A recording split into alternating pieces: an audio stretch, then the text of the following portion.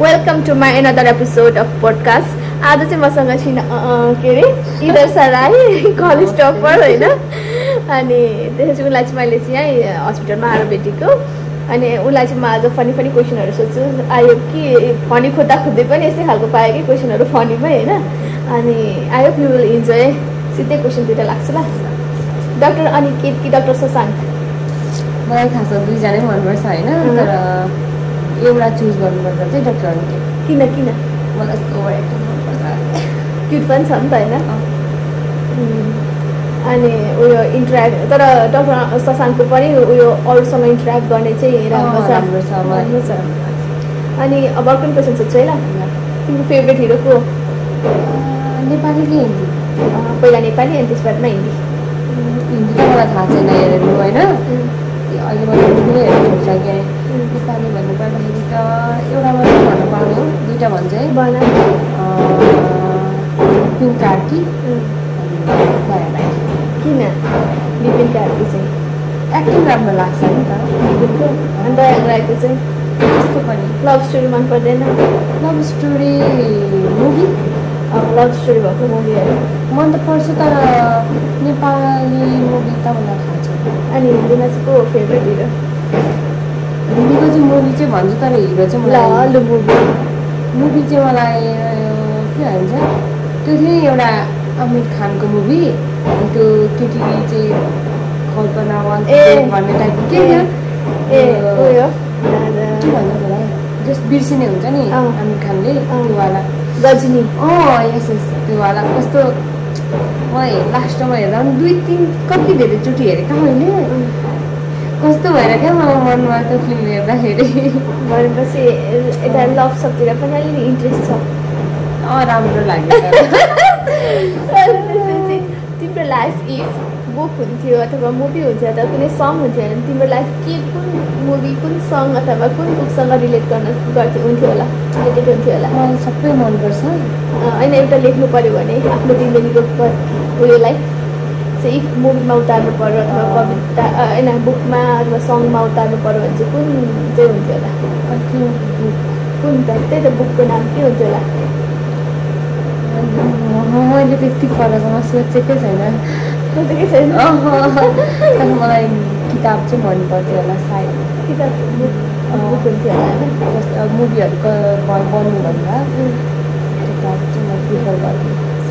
अनि अहिलेको उयो ट्रेन्डिङ समयमा होइन टिकटक युट्युब कि फेसबुक अहिले नै चाहिँ होइन अहिले भन्नुपर्दाखेरि चाहिँ टिकटक योभन्दा अगाडि चाहिँ म खासै टिकटक चलाउँदैन जति बेला ब्यान थियो नि त्यति बेला चलाउँदै थिएँ म मेरो सबै क्या अलमोस्ट टाइम चाहिँ युट्युब हेरेर जान्थ्यो होइन मुभीहरू म धेरै हेर्थेँ अनि अहिले चाहिँ फेरि त्यो बानी नै भइसक्यो अनि सर्ट हेर्ने बानी भएर अनि अहिले चाहिँ टिकटक अनि सबैभन्दा खुसी भएको पल कुन थियो होला मलाई त्यस्तो त थाहा छैन हौ अनि जहिले खुसी हुन्छु आई डोन्ट नो होइन र पनि त्यस्तो सम्झिँदाखेरि यस्तो बेला म बेसी खुसी भएको थियो भन्दा अहिले ठ्याक्कै यादै आइरहेन कहिले खुसी भयो भन्दा नि जहिले त्यति धेरै खुसी त अब कहिले भयो यहाँ आउँदा भयो होला यहाँ आउँदा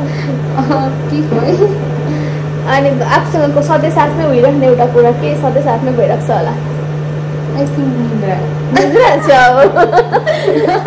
अनि के हुनु त अनि अब यस्तै नि अब कसैलाई कति कुरामा सोख हुन्छ नि त कसैलाई गीत गाउनु होइन डान्स अनि त्यस कसैलाई चाहिँ यस्तो पोएम सायरीहरू भन्नु नत्र यस्तै मतलब हुन्छ नि उयो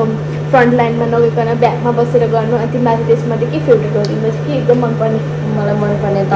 गीत गाउन नि मनपर्छ नाच्न पनि मनपर्छ तर आउन चाहिँ आउँदैन है अरूले गरेको हेर्न मन लाग्छ अनि सबै कुरा मनपर्छ आफूलाई चाहिँ केही आउँदैन लेख्छौ भने त तिमी सायरीहरू पोएमहरू यस्तो टाइपको सायरीमै त होइन मनमा लागेको कुराहरू आज एउटा सुनौँ न त कुन कुरा चाहिँ भए पनि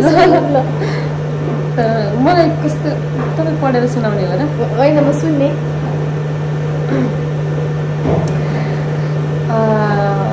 यो चाहिँ मैले क्या अब खोइ के आयो दिमागमा अनि यसको त्यो माथि के हुन्छ अनि त्यसमा चाहिँ मैले तिमीलाई अझै 7 जन्म पुग्नुपर्ने हो र भनिदेऊ न। शब्दमा जति सजिलो हुँदैन रहेछ जीवन, भन्न त सक्छु 1000 जन्म भए पनि पुगेन। तर यही एकचोटि पनि श्राप जस्तो भयो। दिनहरू लम्बिन्छन्, रातहरू सुनसान, सास त चल्छ तर मन निर्जीव जस्तै। समयले सबै कुरा ठिक पार्छ भन्छन्, तर हेर न यो समय नै रोकिए जस्तो छ। मलाई त मेरो एक्सको याद आयो। यो चाहिँ कस्तो भन्दाखेरि होइन, तपाईँले कसैलाई माया गर्नुभयो तर अब त्यो सम्भवै छैन क्या हुन्छ। किनभने ऊ त कसैको भइसक्यो, अब तपाईँ कसैको भइसक्नुभयो, अझै तपाईँले 7 जुनीको कसम खानुभएको छ त म तपाईँले अर्को जुनीमा पनि पाउन सक्दिनँ। अब अर्को जुनी के हुन्छ नि कसले देखिया छ र त्यही पनि ल मानु अर्को जुनी पनि हुन्छ अरे, तर तपाईँले 7 जुनीको लागि अर्कोसँग भइसकेको छ नि त अनि अझ रियलवाला होइन। Okay thank you for coming. I hope अब अर्को एपिसोडमा फेरि अर्को गेस्टसँग आउनेछु। त्यतिखेरसम्मको लागि बाई बाई। मलाई भन्नु चाहिँ आएन